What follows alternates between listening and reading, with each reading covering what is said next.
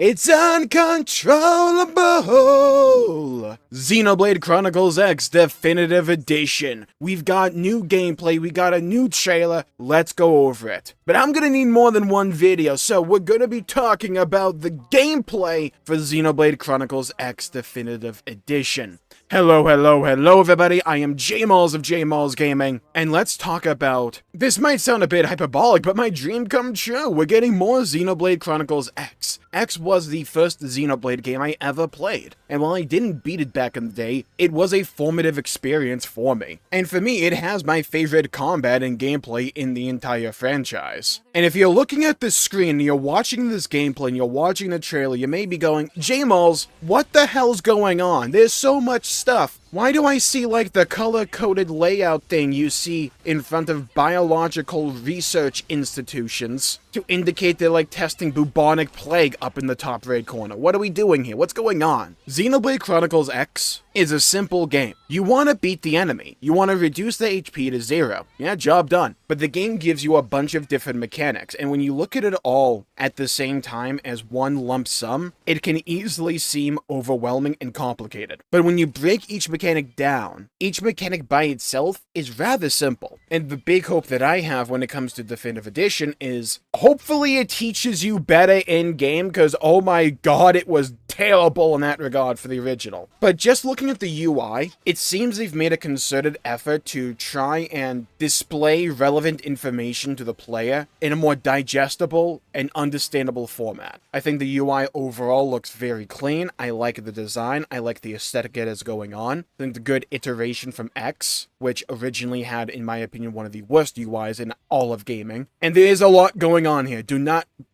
get that twisted. There is a lot. But the basics of the combat loop are rather simple. And while we don't know how the balancing will hold up for Xenoblade Chronicles X Definitive Edition, because we're now going above the level 60 cap that was there originally, we can go higher than that. We have that story expansion. We're seemingly going to get a bunch of more content in this game. We don't know how that stuff will be balanced, but if it's anything like the original game, you can beat the main story and quite a bit of the side content with minimal understanding of a lot of the actual systems going on. I'm a prime example of that. I beat this game without ever really understanding how soul voices worked, or really how Overdrive worked. I thought I knew how it worked, but I didn't know anything, it turns out, with this color-coded stuff. So let's get into it. How does Xenoblade Chronicles X combat work? It's very similar to Xenoblade 1 in a lot of ways, where you have this one horizontal bar of various arts that do different things and have different mechanics. And you press them according to what you need at that particular time, and then when you press them, they go on a short cooldown. Seems simple enough, right? Well, that is the basics of the combat. You use your arts to either heal, buff, debuff, or do damage to the enemy. And you generally have two types of weapons on each character, a ranged weapon and a physical weapon. You can mix and match these, but generally that's what you're going to have. And each art may be reliant on using a different weapon class. So the arts you use when you have twin swords is going to be different than if you have a great sword or whatever. So in the flow of combat, you'll be swapping between these weapons to be able to access your different arts. You have a gauge called TP. This is a very important gauge, because it's essentially your big resource that you spend and manage throughout the flow of combat. And you can acquire big chunks of it if you nail random QTEs that pop up on the screen, which I'm sure you'll see every now and then throughout the gameplay in the background here. I'll leave a link in the description down below to both the trailer and to Perfectly Nintendo's footage of the gameplay for Xenoblade Chronicles X Definitive Edition. If you acquire enough TP in combat, you can access this game's version of Chain Attack. You don't have Chain Attack. That is something for Xenoblade 1, 2, and 3. In Xenoblade X, you get this thing called Overdrive, and it's awesome. The more you use it, the more damage you deal, the quicker you can use your arts and all that. It's awesome. And when I played the game, I pretty much just spammed various arts within the Overdrive window and called it a GG. I kind of thought that was what the mechanic was, and I enjoyed it. But no, there's a lot more to it, and in Definitive Edition, they actually showcase the color combinations that are going on, which is just an entire system I was ignorant to when I played Xenoblade Chronicles X myself. Because again, we go back to the game originally not doing a good job of telling you how it worked. but while the footage from Perfectly Nintendo is in Japanese, we do see a few snippets of gameplay in the actual trailer, the year's 2054, and that's in English. Essentially, each art you have is broken down by type, and that type has a color. And depending upon the order of attacks that you use within Overdrive, you'll get various effects. I found a Reddit post from years ago that really helped me out understanding how this all worked, which I'll also leave a link in the description down below. But essentially, your melee arts, they're categorized as orange. Ranged arts, the arts you use with your ranged weapon, are categorized as yellow. Your buff or support arts, the things that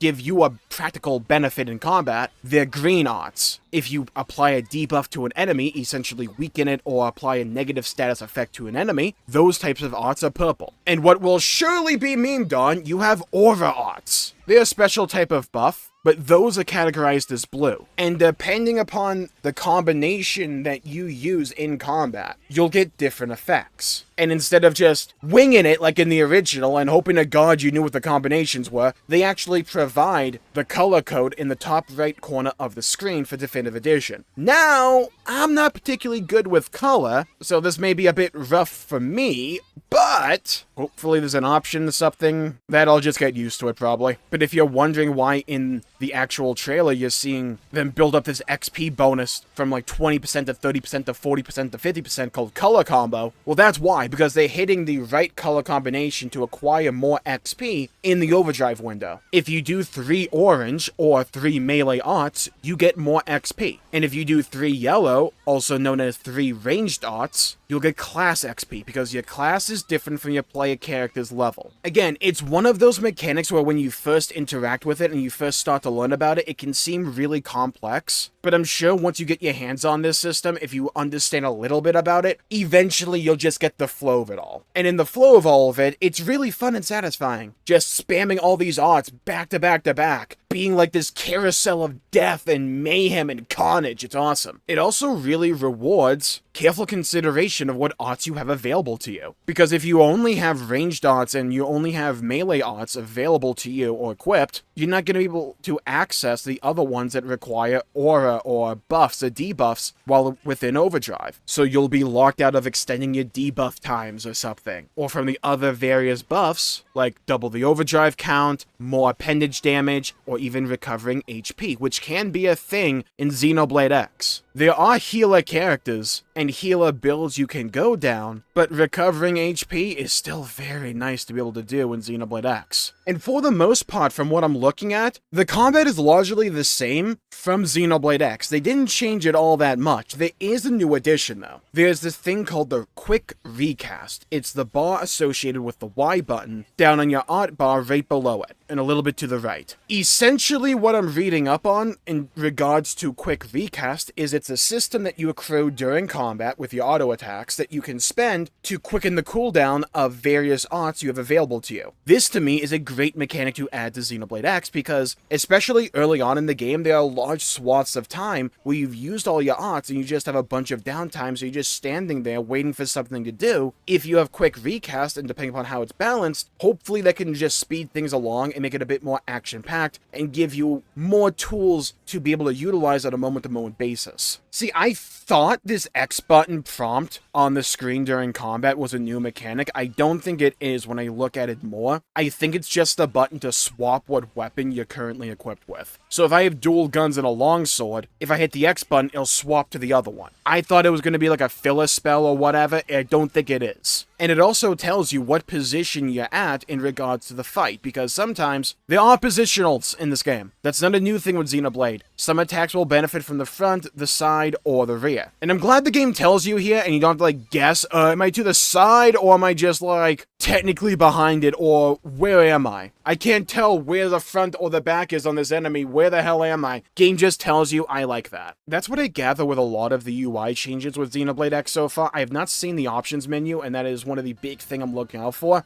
But in regards to Xenoblade X Definitive Edition, the UI seems to be designed in such a way to keep the middle of your screen open so that you can see the fight, you can see the environment and see all that, and keep the information to the sides of the screen, while also giving you access to a lot of things that just weren't well telegraphed originally, like the various colors for arts in Overdrive. Xenoblade X is a complicated game, and I haven't even talked about soul voices yet. That's the thing. Like I said, there's a lot of mechanics in Xenoblade X, but if you take them piecemeal one at a time, and you just put a little bit of effort into trying to understand them, I think you'll find that they're far easier to understand and digest than it initially appears. And when you start to understand how the game works and starts to flow, even with a minimal understanding of the game, it's still a ton of fun and is a great experience. Xenoblade X is one of those games where the more you put into it, the more you get out. If you want to take the game very simple and just spam a bunch of arts and then beat the main story, you can pretty much do that.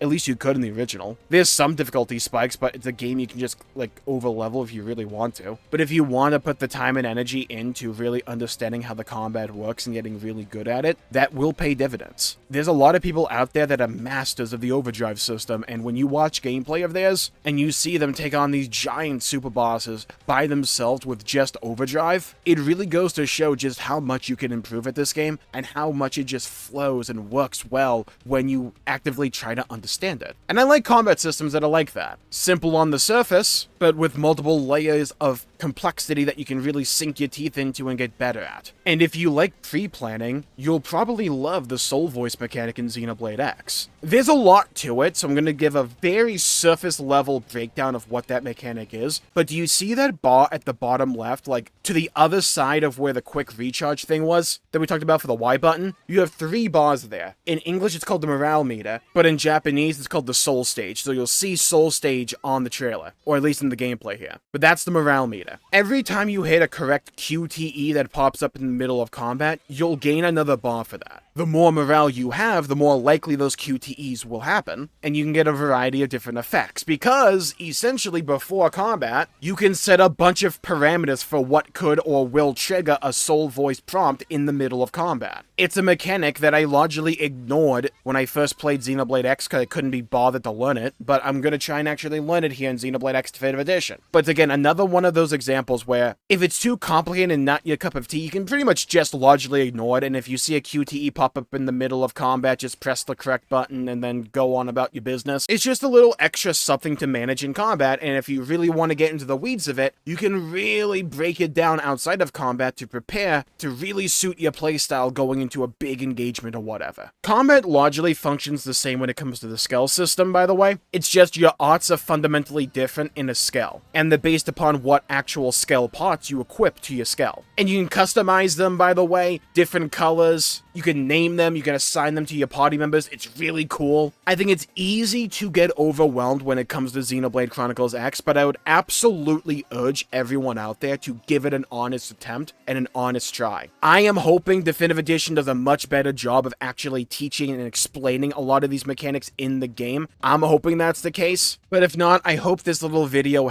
managed to help clarify a few things. Again, I'm not an expert. This is just like Beginner's Guide 101 to Xenoblade X combat. If you have your own tips or tricks, though, to help out new players to understand the combat loop of Xenoblade Chronicles X Definitive Edition, or anything cool about it you just want to point out, leave a comment down below. And with that, I think I'll call the video there for the day. Thank you all for tuning in. My pleasure making the video. If you enjoyed it, please leave a like and subscribe. It'd really help the channel out and help support future content, and I greatly appreciate it. Stay safe, have a great day. See you all next time. Bye-bye, everybody. Until we meet again.